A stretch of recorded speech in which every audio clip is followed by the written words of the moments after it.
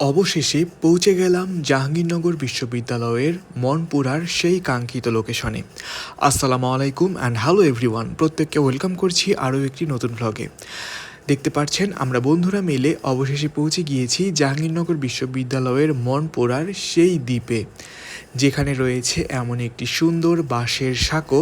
এটা সাঁকোও ঠিক পুরোপুরি বলা যায় না, কারণ সাঁকো তো নদীর এক পার থেকে ওপারে বা কোনো খাল বা এই রকম ছোট্ট লেকের এক পার থেকে ওপারে যাওয়ার জন্য ব্যবহার করা হয়।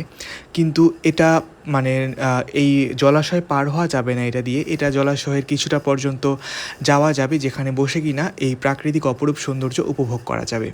তো আমরা সাঁকোটা দিয়ে কিছুটা এগিয়ে বন্ধুরা মিলে বসে আড্ডা দিচ্ছিলাম। তারপর একদম সাঁকোর শেষ প্রান্তে যেখানে আমি বসে পানির কলতান, বাতাসের আওয়াজ, পাখিদের ডাক, হালকা ঝিরিঝিরি হিমেল হাওয়ার পরশ এবং সবুজ চোখ জুড়ানো চারদিকটা, যেদিকেই তাকাচ্ছিলাম শুধু সবুজ আর সবুজ। আর এই যে পানির আওয়াজ, সেটা যে কী প্রশান্তি দেয় কানের মধ্যে, সেটা আপনাদেরকেও এখন আমি একটু শোনাবো। আশা করি আপনাদেরও ভাল লাগবে।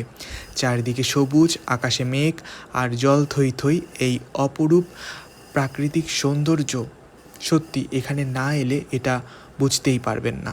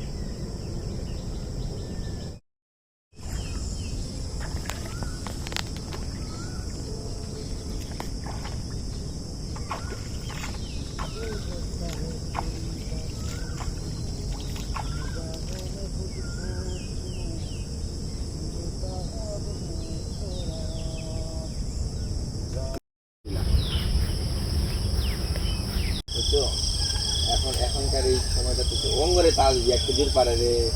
এতক্ষণ ধরে একদম সাউন্ডটা আপনাদেরকে শোনাচ্ছিলাম। যেমন এই যে দেখতে পাচ্ছেন গাছের ওপর দিয়ে যে বাতাস বইছে, সেটারও যে কী অপরূপ শব্দ, পানির কলতান, সব কিছু মিলিয়ে এই রকম অ্যাডভেঞ্চারমূলক ডকুমেন্টারিগুলোতে সাউন্ডগুলো কিন্তু বেশি ভালো লাগে শুনতে।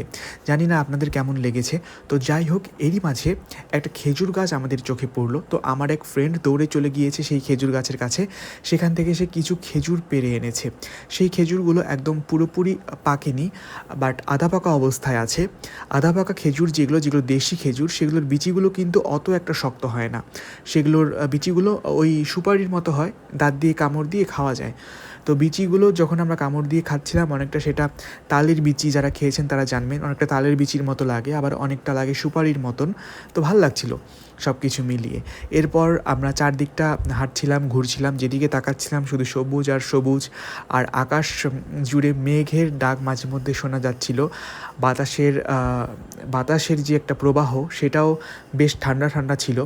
আর গ্রীষ্মকালের শেষে যখন বর্ষা আসে, এই রকম ওয়েদারে এইরকম অ্যাডভেঞ্চারগুলো বেশ ভালো লাগে, কারণ ঠান্ডা ঠান্ডা একটা ব্যাপার থাকে গরমের মাঝে, তার উপর বৃষ্টি আসার একটা টেনশন থাকে। তো ওই টেনশনটাও কিন্তু আমাদের এই পথ চলার একটা অন্যতম ভালো লাগার উপকরণ, কারণ ওটা না থাকলেও কিন্তু পুরোপুরি জমে না। মাঝে মধ্যে মনে করেছিলাম এই বুঝি বৃষ্টি এলো, তো আমরা মেন্টালি প্রিপারেশন আমরা নিয়ে রেখেছিলাম যে এখন যদি বৃষ্টি আসে তাহলে আমরা ভিজবো, করার আর কি আছে, কারণ এখানে তো লুকোনোর কোনো জায়গা নেই যে এখানে আমরা লুকিয়ে আশ্রয় নেব, বৃষ্টি এলে কোনো সমস্যা নেই। এখানে বৃষ্টি এলে আমাদের ভিজতে হবে, এটা মানে মেনেই নিতে হবে। তো যাই হোক, আমরা হাঁটছিলাম, হাঁটতে হাঁটতে কখনো আবার সূর্যের দেখা মিলছিল, কখনো আবার মেঘ এসে সূর্যকে ঢেকে দিচ্ছিল। এই বাংলার প্রকৃতির যে এত রূপের বৈচিত্র্য, সত্যি সেটা আর কোথাও গিয়ে উপভোগ করা যাবে না, কেবলমাত্র উপভোগ করা যাবে আমাদের এই সোনার বাংলাদেশে।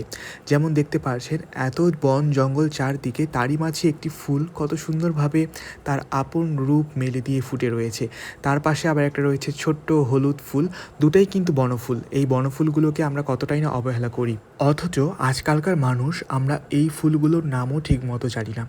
বনফুলের যে কত বৈচিত্র্য রয়েছে, আমার তো মনে হয় বাগানে আমরা যে সমস্ত ফুলগুলো লাগাই সেগুলোর থেকে বনফুল আরও বেশি সুন্দর লাগে।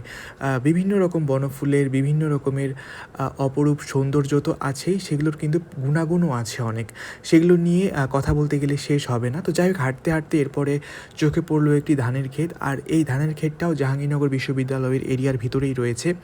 এই ধানের ক্ষেতটা মূলত কাউকে হয়তো জায়গাটা বন্ধক দেওয়া হয়েছে, তিনি সেখানে ধান আবাদ করছেন। তো সেখান থেকে তিনি যে ধানটা উৎপন্ন করবেন সেটার লভ্যাংশ তিনি কিছুটা নেবেন, আর কিছুটা ইউনিভার্সিটির কর্তৃপক্ষকে দেবেন, এই আর কি। তো ধানের ক্ষেত দেখলে সেই গানটার কথা মনে পড়ে, এই অবারিত সবুজের প্রান্ত ছুঁয়ে নির্ভয়ে নীল আকাশ রয়েছে নুয়ে। সত্যিই তাই, ধানগুলো পেকে গিয়েছে, তাই এখন হয়তো ধানের মধ্যে একটু সোনালি বর্ণ চলে এসেছে, কিন্তু যখন ধানগুলো আরেকটু অপরিপক্ক অবস্থায় থাকে তখন কিন্তু সবুজ থাকে, এবং ওই দূরের আকাশ সবুজ সব কিছু মিলিয়ে এই গানটার সঙ্গে ভীষণ রিলেট করা যায়। তো আমরা এখানে দাঁড়িয়ে কিছু স্টিল ফটো তুলছিলাম, আর দূরে ওই যে দেখতে পাচ্ছেন তাল গাছ বেশ কয়েকটা মাথা উঁচু করে দাঁড়িয়ে রয়েছে। তো খুব ভালো লাগছিল, আপনাদের সঙ্গে এরই মাঝে চেষ্টা করলাম যতটুকু পারা যায় শেয়ার করার জন্য। তো আমরা ঘোরাঘুরি শেষ করে এরপর আবারও আমরা চলে যাব ইউনিভার্সিটির যে মেইন ক্যাম্পাস, সেখানে গিয়ে একটু খাওয়া দাওয়া করবো, কারণ এতক্ষণ ধরে ঘোরাফেরা করার কারণে আমাদের কিন্তু বেশ খিদে পেয়ে গিয়েছে। সব কিছু মিলিয়ে আজকের ভিডিওটি আপনাদের কেমন লাগলো সেটা আপনারা কমেন্ট সেকশনে কমেন্ট করে জানাবেন। যদি একটু হলেও ভালো লেগে থাকে তাহলে যারা আমার এই চ্যানেলটি এখনও সাবস্ক্রাইব করেননি তারা আমার এই ছোট্ট চ্যানেলটি সাবস্ক্রাইব করে বেল আইকনটিতে একটি ক্লিক করে দেবেন, আর এই ভিডিওটি ভালো লেগে থাকলে ছোট্ট একটি লাইক দেবেন, আর যদি না ভালো লাগে তাহলে আনলাইকও দিতে পারেন, কোনো সমস্যা নেই। কমেন্ট সেকশনে জানাতে পারেন আপনাদের ভালো লাগা মন্দ লাগা যে কোনো মতামত।